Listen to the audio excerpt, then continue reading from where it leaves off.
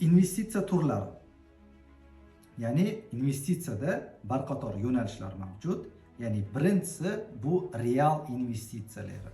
Ya'ni bunga ko'chmas mulk va bizneslar kiradi.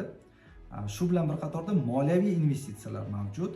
Ya'ni moliyaviy investitsiyalar bu qimmatli qog'ozlar, obligatsiyalar, fondlar kiradi. Keyingisi intellektual investitsiya, ya'ni bu ta'lim va ko'nikmaga sarflangan investitsiya hisoblanadi.